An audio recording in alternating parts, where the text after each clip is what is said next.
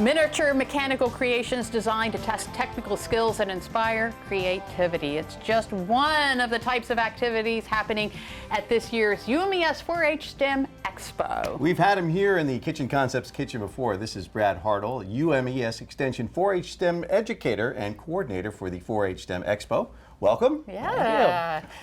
What are we doing today? What a fun activity you got lined up. All right, so we're going to talk a little bit about the STEM Expo, but then we're also going to make a catapult. I've got 3 different designs here. 2 are a little bit more advanced that would take a little bit longer than we got today. One I'm going to have you guys actually make, which is kind of our basic, simple one. It's nice and quick, easy to make. You can kind of make it and then just start firing off. Today we're going to use little pom-poms. I had the thoughts of buying like the candied pumpkins. But knowing we've got cameras, just in case we make one so successful it flies the whole way across the room, we don't want to mess anything up. So Okay. little bit softer. You guys might be able to take the heat. I don't know that I can. So. Better safe than sorry, I suppose, right? Our engineers will be happy. All right, so we're gonna make these while you tell us about the expo. So why don't you get us started? All right, so the first thing we'll need about 9 popsicle sticks. You can use popsicle sticks or craft sticks. In this case, we've got the larger ones, tongue depressor size. And then 3 rubber bands. So start you with the rubber bands. You want to go ahead and grab 9 out of there. So I gotta count to 3. And then, so as you guys are grabbing those out, the STEM Expo used to be formerly known as the UMES 4-H STEM Festival. We've kind of changed the name just because we're changing a couple things up this year. Its date is October 18th, Saturday, not this coming one, but the next one from 10 to 2. Exhibitor style kind of setup, so you can kind of come in if you want to be there for 5 minutes, you want to be there for 2 hours, it's completely up to you. Okay. There's no set presentations, anything like that. Who's it for?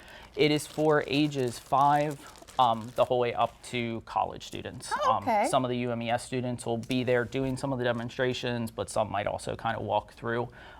4-H itself is specifically 8 to 18, but for the expo, we wanted to really be open for everyone. Super. Okay, so we got our 9 popsicle sticks and 3 rubber bands. So what you're going to do is you're going to take 2 of the popsicle sticks, if I can speak today, and you're just going to place them kind of flat on top of each other, and then you're going to take one of your rubber bands and you're going to wrap it at one end a couple times. You want to make it so that I usually go at least 3 times and then kind of test it. You want it to be able to still flex open. Okay.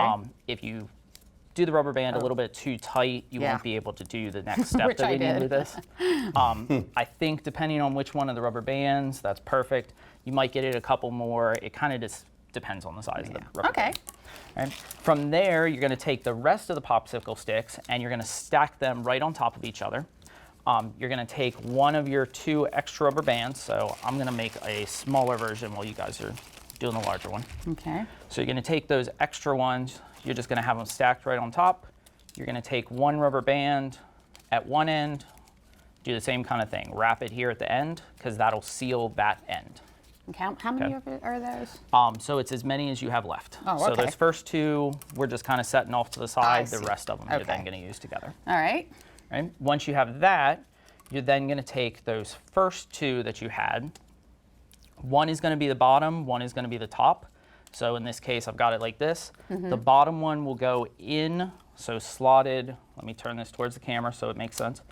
Slotted over the bottom of that stack, that last one in the stack, and then just kind of slide it through. Okay. So that pinches this part of the catapult in place, and exactly, it kind of almost looks like you've got tweezers now. Okay. How you doing over there? I got it. I think we got it. Good. All right. All right, so then you'll take that 3rd rubber band over this last end, wrap it around. That seals the whole thing off. So now you've got it pinned in there, and like you were doing, it's kind of chopsticks. You can see how I can pull it back. Yep. The last and probably most important part is we're going to use bottle caps for this today. I'm going to show you with this one. Actually, we'll use some off of this, or well, we'll do it a couple different ways. So you can use either bottle caps, or you can use like this is the bottom of a paper cup that I've just taped on. So if you take your bottle cap, if you have something like a hot glue gun, it's the best because it'll secure it on there nicely.